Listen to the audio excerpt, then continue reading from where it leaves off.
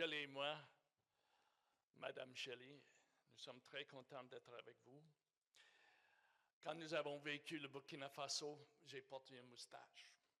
J'avais quoi, 35 ans environ? Puis elle est devenue Madame Moustache, alors. Après 33 ans, j'arrive là-bas, elle dit « Comment ça va, Madame Moustache? » Donc, c'est un nom qui est bien collé avec nos amis de là-bas. Et, ça fait un bout de temps depuis qu'on était ici, mais nous étions, moi et Shelley, étaient transportés, soit à Bujumbura, soit à Bobo-Dioulasso, avec la musique, on parle, avec la louange, avec l'adoration, avec la danse un peu. On a été transportés en Afrique, où nous avons vécu vraiment des choses qui nous ont marquées, et nos 3 enfants sûrement. Et alors, c'est probablement une raison pourquoi on se tient toujours côté des églises africaines ici au Canada. C'est formidable. Merci beaucoup pour ceux et celles qui ont amené la louange de ce matin.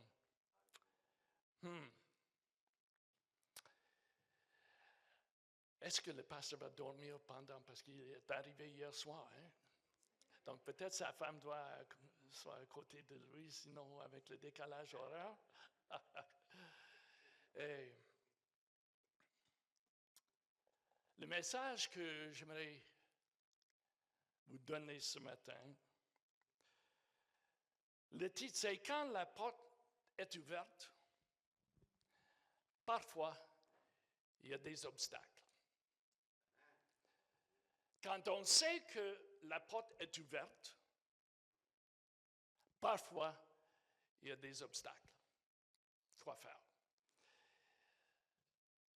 Absolument, le même fin de semaine l'année dernière, j'ai attendu mon passeport et visa pour le Ghana.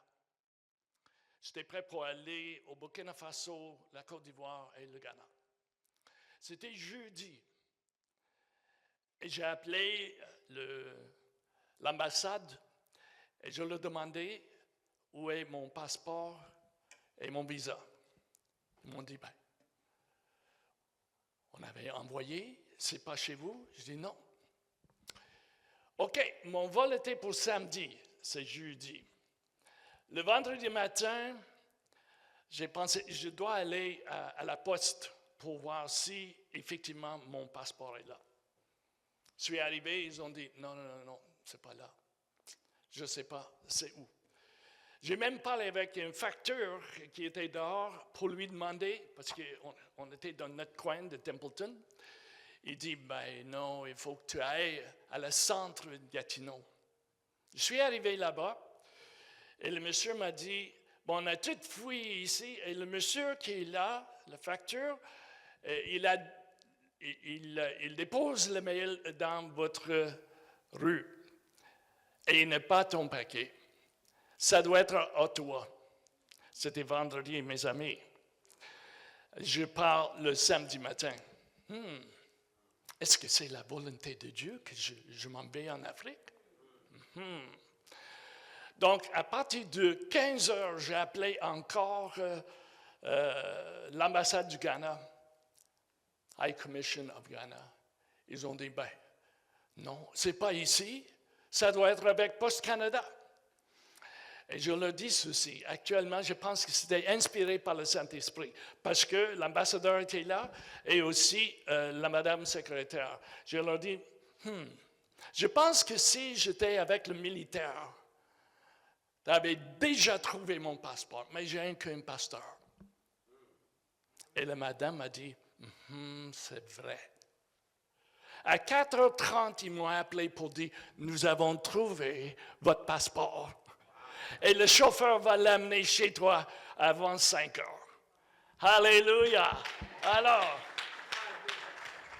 moi, j'étais en train de préparer pour un changement, mais ma femme et les autres ont dit, non, il part samedi matin. Moi, j'étais prêt pour dire, j'ai douté un peu. Parce qu'il y a un séminaire pastoral, et si je manque le vol, je manque le séminaire pastoral. 500 hommes dans un lieu pour 3 jours. Non, non, non. C'était la volonté de Dieu, mais un obstacle. OK. Un de mes amis a trouvé avec ses points aéroplans le business class. Je suis parti. Wow. C'était formidable. J'ai mangé beaucoup, j'ai dormi beaucoup, jamais vu. En tout cas, je suis arrivé à Abidjan. J'ai dit, gloire à Dieu, la porte s'ouvre et tout va bien, tout va bien, tout va bien. Le lendemain, mon vol était pour aller à Bobo-Dioulasso. Le pasteur, on avait texto le matin et le pasteur était prêt de me recevoir à partir de 11 heures du matin. Et là, on va voyager dans le petit village où on se trouve les pasteurs. Arrivant à la porte, le monsieur a dit, ceux de Ouagadougou, vous pouvez embarquer. Ceux de Bobo-Dioulasso, vous devrez rester ici. On s'est dit quoi? Il a dit, il y a une panne dans une machine à Bobo-Dioulasso et on ne peut pas décoller là-bas. Il faut que tu ailles à Ouagadougou ou tu restes ici jusqu'à mercredi. Et là, je vais manquer carrément le séminaire pastoral. Un autre obstacle. Il dit, mais Seigneur, vous avez 3 minutes. Il nous a dit, vous avez 3 minutes de décider si vous allez rester ici à Abidjan ou vous allez partir à Ouagadougou. Et de là, vous allez trouver un moyen pour aller dans la brousse, 4 heures de route. Et je n'avais pas de logement, je n'avais pas un véhicule. Bon, j'ai dit, Seigneur, prends charge de tout ça. Et j'ai embarqué pour le Ouagadougou. Et j'ai regardé en dehors de l'avion une pancarte, une publicité d'une banque qui a dit ceci.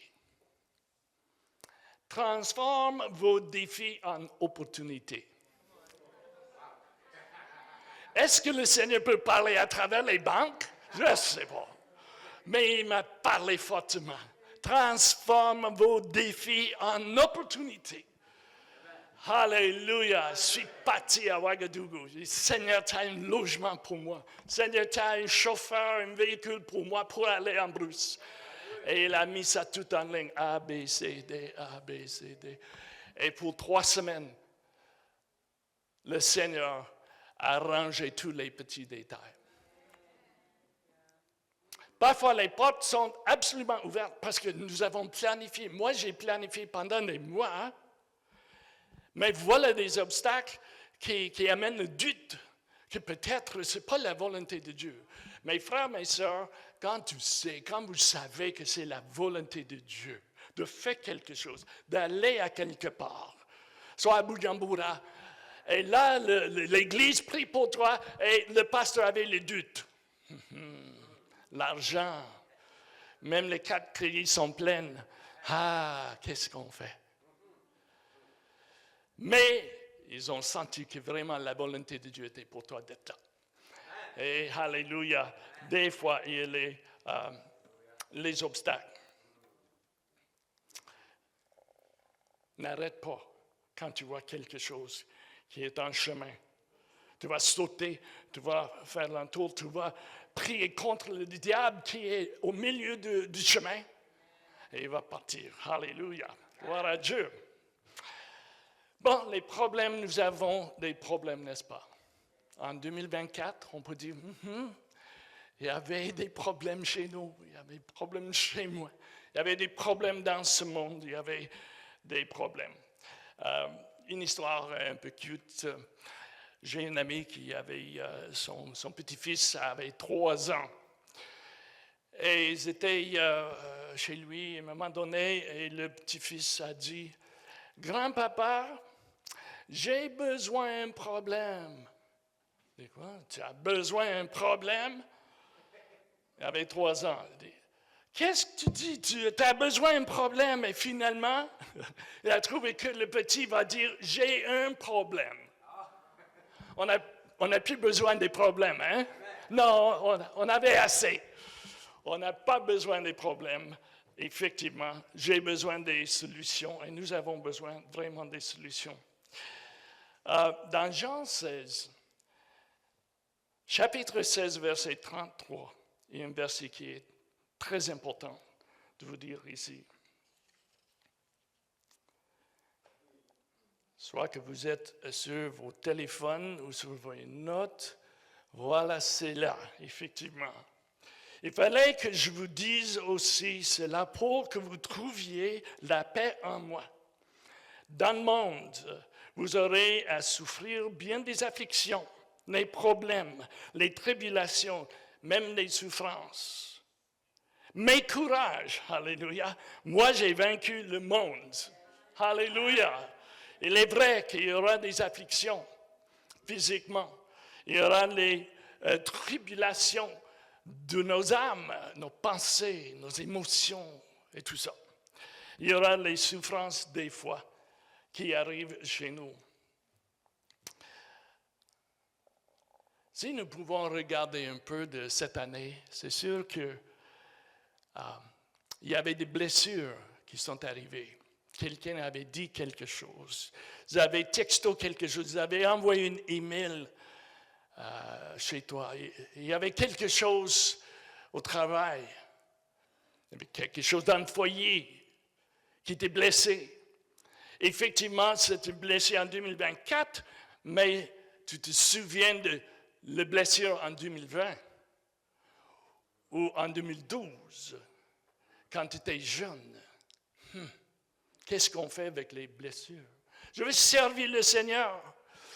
La volonté de Dieu que je suis né de nouveau et que maintenant, et le grand frère peut-être va sentir, le grand frère du pasteur Didier va dire, maintenant, il n'y aura aucun problème pour moi et ma femme.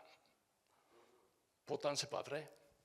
Il y aura des problèmes, il y aura des difficultés, il y aura des situations qui ne sont pas claires, même si on est chrétien et chrétienne. N'est-ce pas? Il y a des choses qui arrivent. Après une blessure, when we are in pain, si on ne trouve pas le moyen de se pardonner, ça glisse vers la vengeance. Après ça, ça glisse vers l'amertume. Et ça, c'est effectivement, je l'appelle le cancer spirituel. Les blessures arrivent. Et moi, je suis à l'idée que le pardon ou bien la justice de moi-même.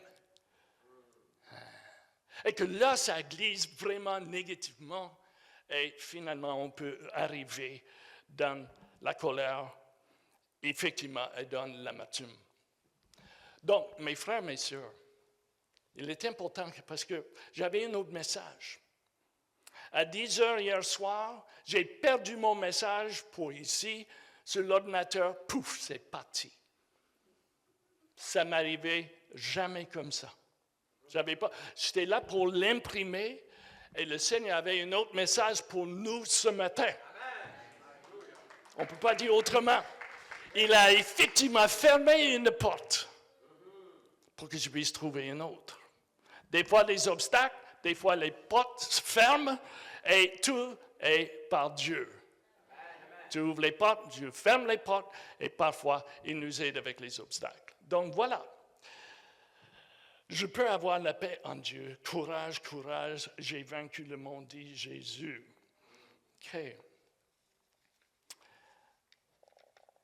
L'anxiété et dépression, ce sont des mots qu'on entend, ce sont des choses qui arrivent parfois. Même les addictions, même la douleur, les maladies. Effectivement, les médecins, même athées, vont dire que je ne trouve rien, mais c'est arrivé avec la douleur. Et les médecins athées même vont dire il y a quelque chose d'autre parce que ton corps est correct. Ils savent qu'il y a quelque chose en dedans. Ils savent qu'il y a des blessures. Ils savent qu'il y a la vengeance. Ils savent qu'il y a un manque de pardon. Ils savent de quoi. Mais ils ne savent pas que Jésus-Christ est le Sauveur. Et Jésus est le seul qui peut nous pardonner et qu'on puisse pardonner les uns et les autres. Suis-moi, mes frères, mes sœurs, parce qu'aujourd'hui, c'est pas seulement une personne ou une personne, mais il y a quelques autres que le Seigneur veut toucher ce matin. Amen. Les addictions, souvent, ils arrivent, soit des jeux d'argent, soit le détournement de l'argent, soit la pornographie, soit les substances toximanes ou bien l'alcool. Il y a des choses qui arrivent qu'on a besoin d'être brisées. Et à la fin de cette liste, j'aimerais dire que pour nous les chrétiens, si vous êtes chrétiens et vous avez manqué le chemin, il y a la honte qui arrive. Et ça, c'est la condamnation. Le diable dit, voilà, ça c'est le truc qui marche. Ça c'est l'outil que j'utilise. Si je peux le faire, la honte, pas, et non pas la victoire. Mais nous avons chanté ce matin qu'il y a la victoire en Jésus-Christ. Mais la honte, c'est un peu différent que la culpabilité. Peut-être c'est une grande différence. La culpabilité, c'est que je me sens mal pour ce que j'ai fait. La honte, c'est que je me sens mal pour que je suis. Et là, c'est pourquoi le diable utilise ça. La culpabilité, c'est bon parce que des fois, on doit dire, excusez-moi, pardonne-moi ce que j'avais fait. Mais le moment que la honte arrive, ça, c'est la dépression, l'anxiété, la crainte et tout ça. Et parce que le plafond est là, je ne peux pas m'avancer parce que la honte m'embête. Et que c'est vraiment à cause que je me sens mal. Je me sens mal en dedans de moi-même. Que le Seigneur nous délivre, alléluia. Peu importe l'âge. J'aimerais juste dire qu'une fois qu'on a 5 ans, 6 ans, tout est correct, notre vie, ça monte, tout est correct. Mais une blessure, si j'avais un arbre ici, ça tourne, ça devient tordu. À l'âge de 20 ans, à l'âge de 40 ans, parce que c'était blessé à l'âge de 5 ans. Donc c'est pourquoi l'Église est importante pour nous. Alléluia, parce que c'est ici qu'on puisse avoir notre guérison de l'intérieur. Alléluia. OK, premièrement, anticiper les oppositions ou anticiper l'opposition. Dans le sport, par exemple, c'est la défense. Je sais que le fils du pasteur, il joue au soccer. Combien joue au soccer ici? OK, 1, 2, 3. Voilà, 4. Moi, je joue au hockey, par exemple. Je suis Canadien.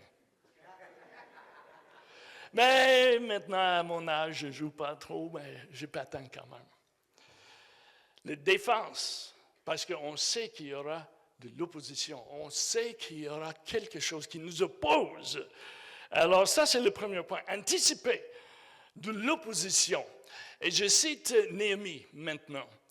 L'histoire de Néhémie, c'est assez connu. C'est un homme de la Bible, pas un pasteur, pas un prophète, pas un apôtre. C'était un ouvrier qui a travaillé pour le roi. Ça, c'est Néhémie. Et il a travaillé pour le gouvernement fédéral, on dit. Il a travaillé pour le roi.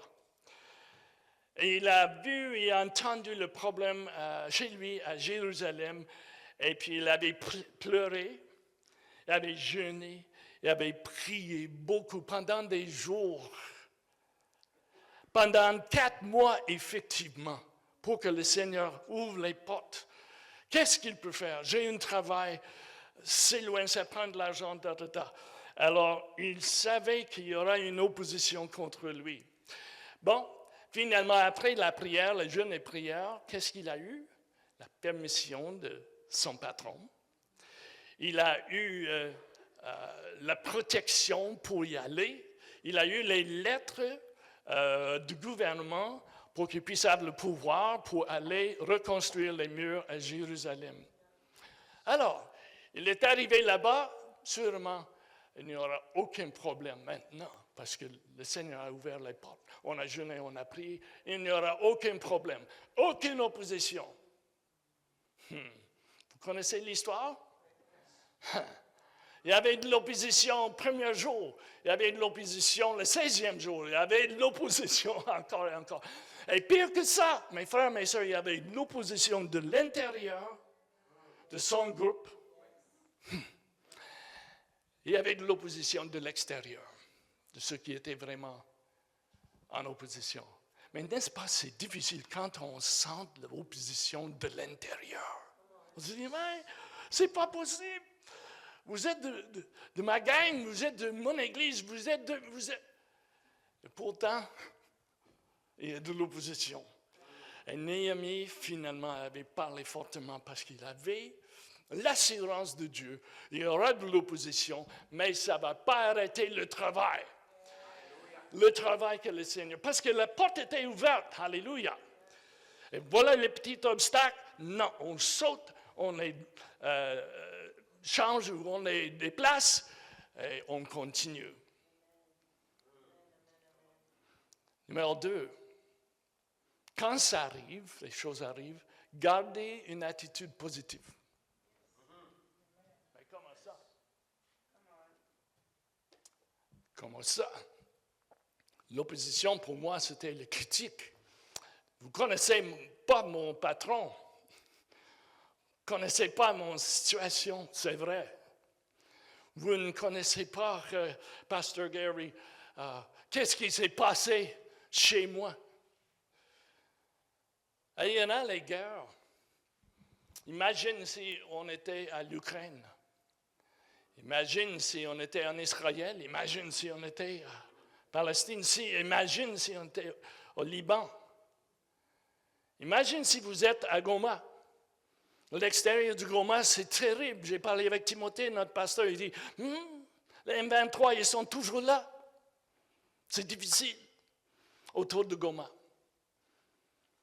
Et il y en a de nos pasteurs qui sont dans les camps de réfugiés. Et il y en a qui sont déplacés. Et voilà. Et on n'entend presque jamais ces problèmes de là-bas en Afrique. Hein? Malheureusement. On entend d'autres choses. Mais voilà, qu'est-ce qu'on fait? Garder une attitude positive pour les gens qui nous avons chassés de notre village, ce n'est pas du tout facile. On garde, dans 1 Pierre, chapitre 4, versets 12 et 13, c'est très important, je vais le lire pour vous. Mes chers amis, vous avez été plongés dans la fournaise de l'épreuve. N'en soyez pas surpris, comme s'il vous arrivait quelque chose d'anormal. Au contraire, réjouissez-vous, car vous participez aux souffrances de Christ, afin d'être remplis de joie quand il paraîtra dans toute sa gloire. Oh là là! Quand vous allez lire le livre de Jacques, par exemple, Jacques, probablement, c'est le premier livre du Nouveau Testament. C'est écrit pour ceux qui étaient chassés de leur village à cause du nom de Jésus. Ils étaient déplacés de leur ville seulement à cause qu'ils croient en Jésus-Christ. Quand j'ai des troubles, moi, je lis le livre de Jacques. Quand j'ai des difficultés, je pense à eux. Parce que je n'étais jamais chassé de mon village ou de ma ville. Mais gardez une attitude positive. Voilà. Réjouissez-vous. Ce n'est pas possible. Mais non, dans notre charnalité, ce n'est pas possible. Mais avec Dieu, tout est possible. Je suis en train de lire un livre, mon frère, pour la 3e fois. J'ai lu, le lendemain, j'ai recommencé, et j'ai recommencé. Voici le titre. Unoffendable.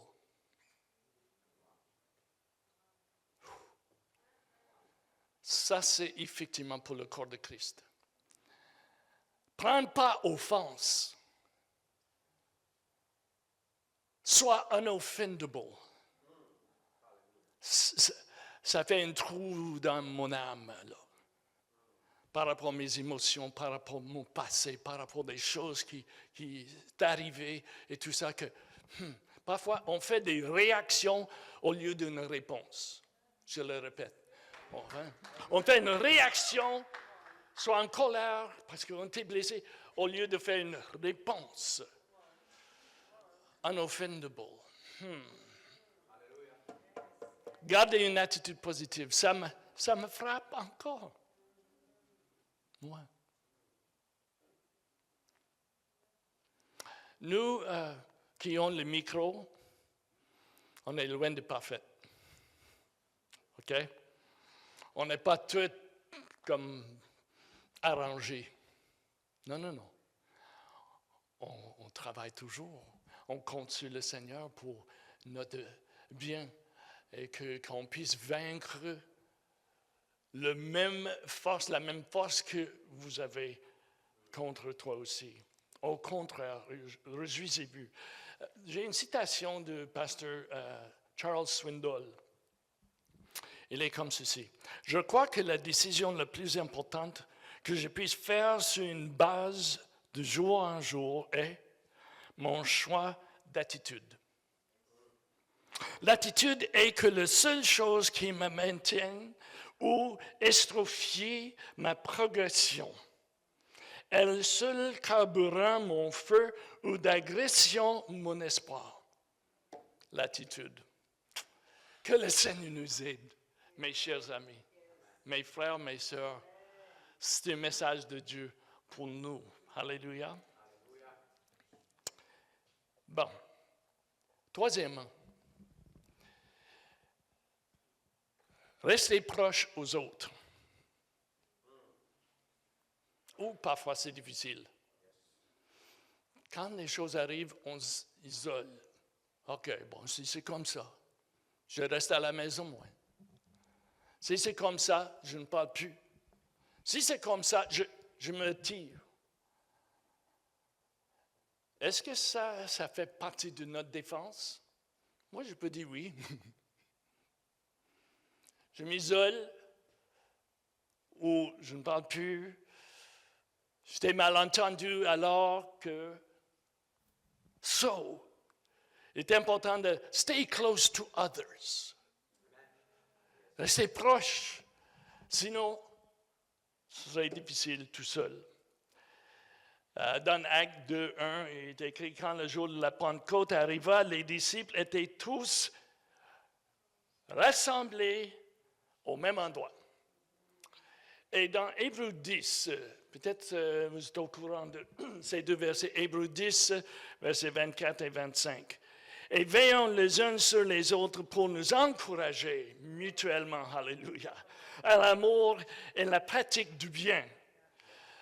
Ne prenons pas comme certains l'habitude de délaisser nos réunions. Au contraire, dis ça avec moi, au contraire, tout le monde, au contraire,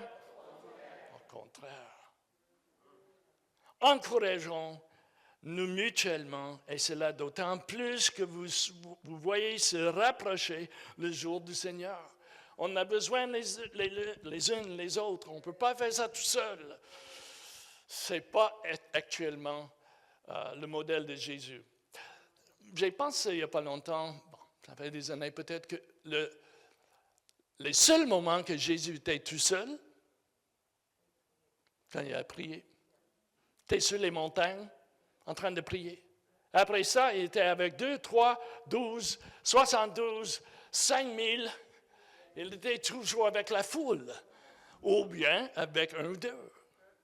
Tout seul, seulement avec son Père. N'oublie pas, c'est bon d'être en communion avec ceux et celles de l'Église locale. Alléluia. Alléluia. Romains 12, verset 18, est une verset clé pour moi, et j'espère aussi pour vous. Et veillons les uns sur les autres s'il est possible, je le répète, s'il est possible, autant que cela dépend de vous. Soyez en paix avec tous les hommes, des personnes, tout le monde. Parfois, mes amis, il n'est pas possible que même si tu demandes pardon à quelqu'un, ils vont dire rien ou attends. Quand tu veux un hug, ils vont te pousser de loin. Ça peut arriver, n'est-ce pas? Ouais. Ce verset dit, à la fin, prends pas la vengeance, laisse ça à Dieu, parce qu'il est juste. Mais ici, verset 18, s'il est possible. Des fois, ce n'est pas possible. Donc, quand j'ai écrit une lettre pour demander pardon à quelqu'un, je mets une citation en bas. Cette lettre ne dépend pas de ta réponse. Dieu m'a pardonné, c'est clair, c'est fini. Dieu m'a pardonné. Parce que d'apprendre, c'est-à-dire de glisser vers l'amertume, la colère, l'amertume, c'est un péché. Pourtant, à 100%, ils m'ont blessé. Ça, mes frères, ça, c'est pas facile. Quand on marche comme ça et que quelqu'un, pow, il te frappe d'un côté à 100% contre toi, 3 mois après, c'est pas facile de les pardonner. Hein? Ouais. Vous, les jeunes, même sur les équipes ou à l'école, c'est pas facile. Tu rentres demain, lundi, et tu sais qu'il y avait un problème vendredi. Tu sais qu'il y avait une chicane dans le couloir vendredi, et maintenant, tu es anxieux, anxieuse. Qu'est-ce qui va passer? Tu vois. Restez proches aux autres. Parlez avec vos parents. Priez avec vos parents ou avec un grand frère, une grande sœur. Priez pour moi parce que ça ne va pas vraiment là-bas. S'il est possible, parce qu'il y en a qui vont te chasser ou vont te abandonner, s'il est possible, ça dépend de vous, soyez en paix avec tout le monde. Alléluia. Quatrièmement et dernièrement, combattez vos batailles par la prière. Bon, il y a une chose qui arrive pour nous qui sont habitués à l'Église. Quand quelque chose arrive, comme cette citation qui est tellement commune, et il y a des versets bibliques qui sont tellement communs, on fait click off. Parce que j'ai entendu ça depuis. Moi, mon papa était pasteur. J'ai entendu ces versets depuis que j'avais 5 ans, 6 ans, même chez lui. Parfois, on fait off. I heard that before. Trop familier. Trop familier. Ah ben là, par la prière, nous avons chanté de ça. Maintenant, le pasteur parle. Fais vos combats par la prière. Mais, c'est vrai. So, prends pas pour acquis. C'est important. Je viens de dire que vous, les élèves, peuvent demander la prière de vos parents avant que tu prennes l'autobus pour l'école. Priez pour moi. Lundi passé, notre beau-fils et notre plus vieil petit-fils ont amené le petit cousin à l'école ici à Gatineau. Il a 16 ans, l'autre a 18, il est déjà au cégep. Ils étaient en visite, donc ils ont amené celui qui a 16 ans à l'école. Il a dit, l'école, ça ne marche pas. Il dit, vraiment, je n'ai pas hâte d'y aller aujourd'hui. Et là, son oncle Guy a dit, veux-tu que je prie pour toi, Kedrick? Et Kedrick a dit oui. Vous, les jeunes peuvent dire, non, ça va, I'm good. And you're not good. Ça ne marche pas. Donc, au moins, Kedrick a dit, ouais. Il avait les difficultés de suivre le cours depuis quelques mois. Il sortit, he's quitting class. Mais il a suivi le cours toute la semaine passée.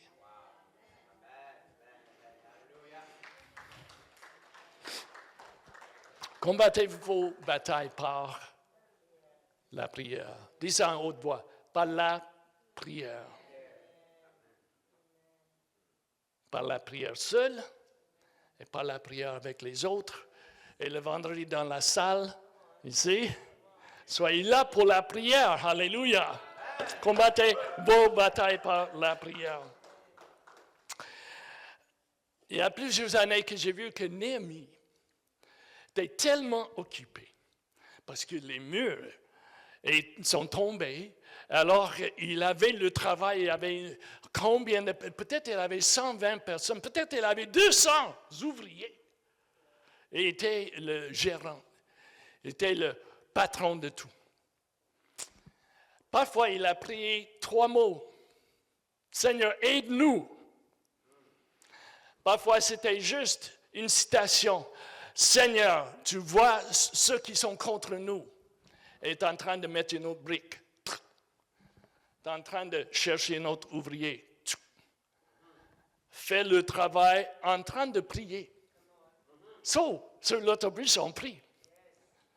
Lorsqu'on marche, on prie. Lorsqu'on fait le travail, on prie. Il a prié pendant le travail, n'est-ce pas? Même si c'était important, il a continué de prier. Dans Actes chapitre 16, l'histoire de Paul et Silas, ils étaient où quand ils ont commencé de chanter et prier? Je n'étais jamais en prison sauf pour partager la bonne nouvelle. Je suis là pour quelques heures, mais j'ai le respect pour les prisonniers quand même. Je le dis à chaque fois, je n'étais jamais dans ces souliers, dans vos souliers. Okay, je vous respecte de votre situation. Donc, ils étaient en prison, ils commencent à chanter et de prier parce qu'ils savaient qu'il y a une bataille, le lendemain ils vont mourir. Selon eux, il n'y avait pas moyen. Nous allons mourir, donc pourquoi pas, on va chanter, on va prier. Et là, demain, on s'en va au ciel. Mais le Seigneur avait d'autres choses. Et puis, il y avait les non-convertis qui étaient là dans une prison, que le Seigneur veut les amener vers lui, et que voilà, le chef de prison se convertit. Il a été baptisé la même nuit. Alléluia. Soyez dans la volonté de Dieu, malgré les obstacles, les chaînes, les rats qui sautent dans ton visage, etc., etc. Prends courage. Prends courage. Dieu est pour nous. En conclusion, j'aimerais lire quelques versets dans Romains chapitre 8. À partir de verset 28, et on saute à 31 et 37. Nous avons en outre que Dieu fait concourir toutes choses au bien de ceux qui l'aiment, de ceux qui ont été appelés conformément au plan divin. Que dire de plus? Verset 31. Si Dieu est pour nous, en haute voix tout le monde, qui sera contre nous? Je ne veux pas qu'on vous donne juste un verset biblique ce matin. C'est comme un band-aid. Pansement. That's it. Non, non, non. Il y a plus que ça. Et les pasteurs et les frères et les sœurs qu'on puisse parler et prier avec. On prend un accord dans la prière. Ce n'est pas seulement, je prends un verset et puis that's it, that's all. Non. Cependant, lorsqu'on prie, on croit que Dieu va faire quelque chose de notre côté. Alléluia. Verset 37. Mais dans tout cela, nous sommes bien plus que vainqueurs par celui qui nous a aimés. Oui, j'en ai absolue certitude. Ni la mort, ni la vie, ni les anges, ni les dominations, ni les présents, ni l'avenir, et ni les puissances, ni ce qui est haut et bas, etc. Dieu nous a témoigné en Jésus-Christ, notre Seigneur, nous sommes tous vainqueurs. Amen. Gloire à Dieu. Alléluia. Alléluia. Prends note. Prends note de ces versets bibliques. Donc, un petit examen. C'est quoi le premier point?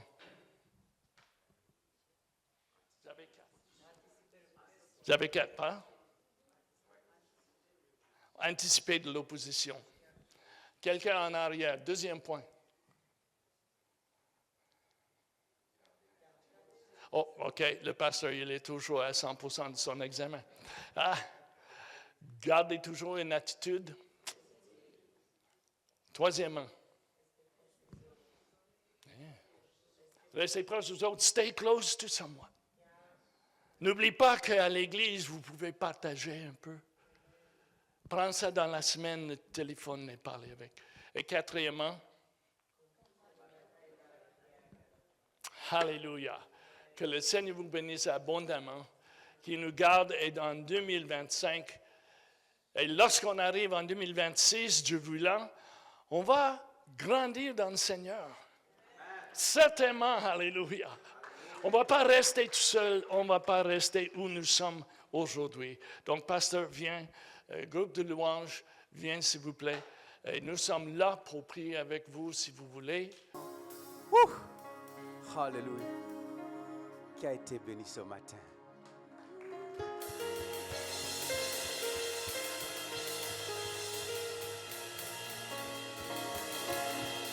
J'ai été béni. Quand les portes s'ouvrent, il y a des obstacles. Quand les portes s'ouvrent, il y a des obstacles. Alléluia. Garde ça pour 2025. Que tes yeux ne se focusent pas seulement sur les portes, sur les obstacles que tu vas avoir, mais vois ces obstacles comme la confirmation qu'il y a une porte qui s'ouvre pour toi. Alléluia.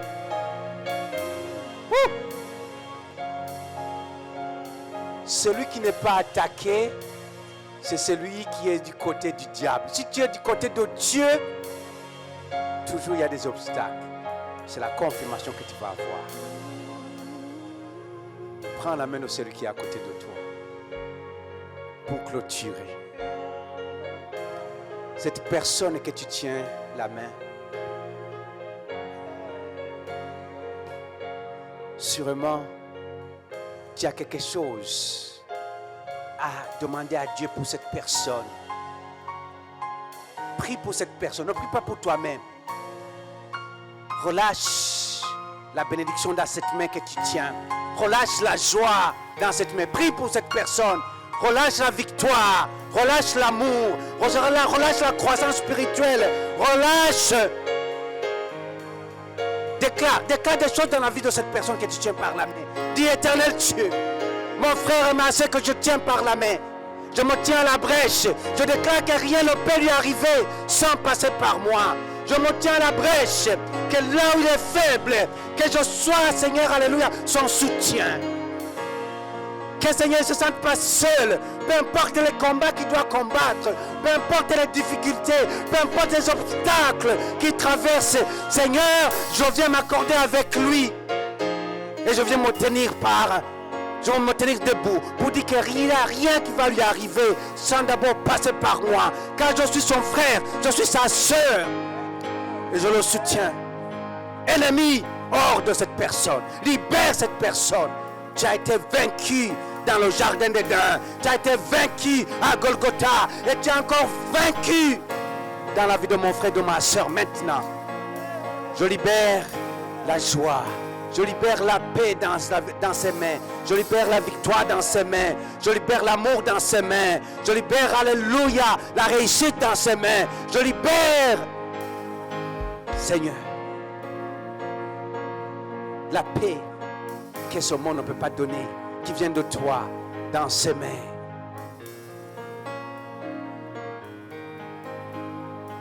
Tendre Père, merci pour ce moment merveilleux que nous venons de passer dans ta présence.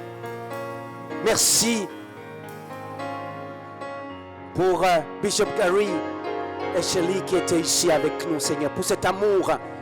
Merci pour ce message, Seigneur, qui a fortifié ton Église, éternel Dieu de gloire. Père, laisse que ton amour infini, la grâce, la paix, la joie de notre Seigneur Jésus-Christ et la communion du Saint-Esprit soit sur chacun d'entre nous pendant que nous allons dans nos maisons. Que cette semaine, déclarons une semaine bénie, une semaine de victoire spirituelle. Au nom puissant de Jésus. Amen. Amen. Amen. Que Dieu vous bénisse. Bon dimanche. Salut à vous les uns les autres. Et à la prochaine.